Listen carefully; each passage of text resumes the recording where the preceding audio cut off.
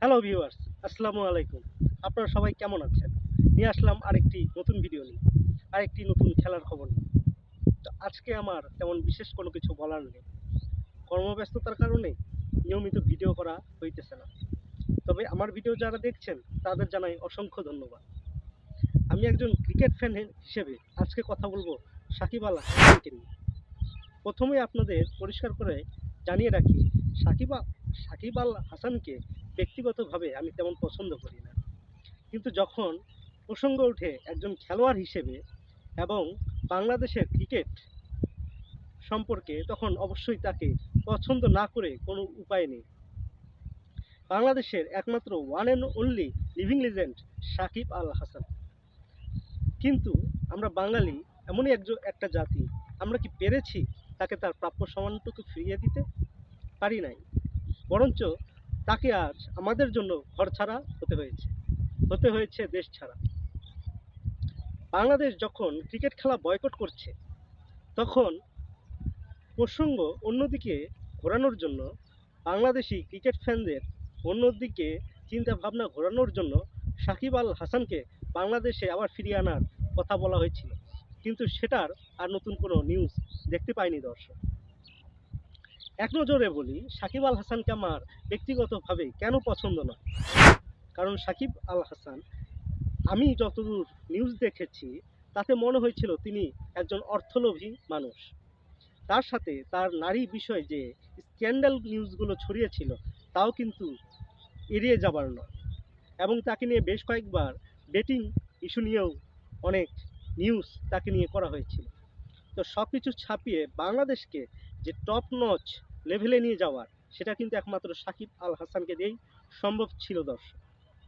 এবং তিনি বাংলাদেশের নয়, সারা বিশ্বের মধ্যে একজন টপ অলরাউন্ডার। তাকে অ্যাভয়েড করার কিছু নেই। আমরা কি পারতাম না দল, রাজনীতি, অর্থনীতি নির্বিশেষে একজন প্লেয়ার হিসেবে তাকে দেশে রাখতে? তিনি কি দেশের আহামরি কোনো ক্ষতি করেছিল? অবশ্যই পারতাম। কিন্তু আমাদের রাজনৈতিক এবং কূটনৈতিক ইস্যুর কারণে হয়তোবা সেটা আর সম্ভব হয় না। আর সাকিব আল হাসান কে আর বাংলাদেশে ফিরে আসবে? আমার তো মনে বলে না। আসলে তার যেমন নিরাপত্তার ঝুঁকি রয়েছে, তেমনই তিনি নিজের থেকেও বাংলাদেশের হয়ে হয়তো আর খেলা হবে না। তাই দর্শক, আপনাদের কাছে আমার আকুল আবেদন, আমরা সবাই তাকে ফিরিয়ে আনার চেষ্টা করি। অ্যাটলিস্ট বাংলাদেশের ক্রিকেটের জন্য তাকে ফিরিয়ে আনার চেষ্টা করি। আরেকটি বিষয়, যখন বাংলাদেশ ক্রিকেট বয়কট করছে, আমরা বিশ্বকাপ খেলছি না দর্শক। এরই ফাঁকে বাংলাদেশ বিশ্বকাপের বিকল্পে নতুন আরেকটি সিরিজ ঘোষণা করেছে। আমাদের বাংলাদেশ টিমকে তিনটি গুরুত্বপূর্ণ দলে ভাগ করা হবে। সেখানে রয়েছে লিটন দাসের দল, শান্তর দল ও আকবরের দল। তো এই তিনটি দল দিয়ে তার একটি সিরিজ টি-20 বিকল্প হিসেবে বাংলাদেশে ঘোষণা করছে আমাদের বিসিবি। এখন আসুন আলোচনা করা যাক, এই সিরিজটা আসলে কতটা সফল হবে।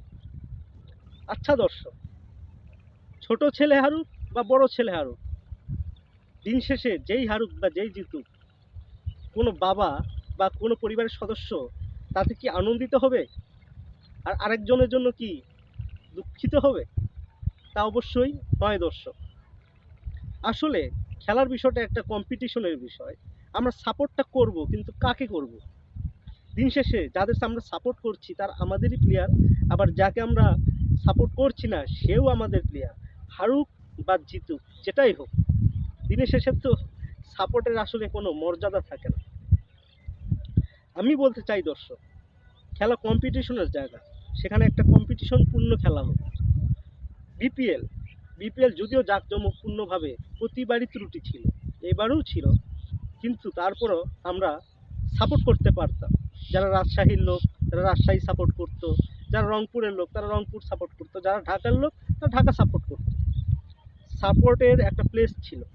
কিন্তু এখন কি সেটা সম্ভব? আপনি কাকে সাপোর্ট করবেন? কোন টিমকে সাপোর্ট করবেন বর্তমানে দর্শক? এখানে প্রাইজ মানি কোটি টাকার উপরে, কিন্তু সেই প্রাইজ মানিটা আসলে কি সফলভাবে বণ্টিত হবে? অনেক প্রশ্ন থেকে যায় দর্শক। আসলে আমরা রাজনীতি এবং দেশের হয়তো কোনো একটা স্বার্থে আমরা ক্রিকেটকে হারিয়ে ফেলেছি দর্শক। আর এই ক্রিকেটকে ফিরে পাবো কিনা জানি না। সবাই আমাদের ক্রিকেটের জন্য দোয়া করবেন। আর আমাদের এই ক্রিকেট শিল্প যাতে আবার বাংলাদেশে ফিরে আসতে পারে, আবার যাতে আমরা আমাদের বাঙালি ছেলেরা আবার সারা বিশ্বে মাথা উঁচু করে ক্রিকেট খেলতে পারে, সেই জন্য দোয়া করি দর্শক। তো আজকে এ পর্যন্তই। আসসালামু আলাইকুম।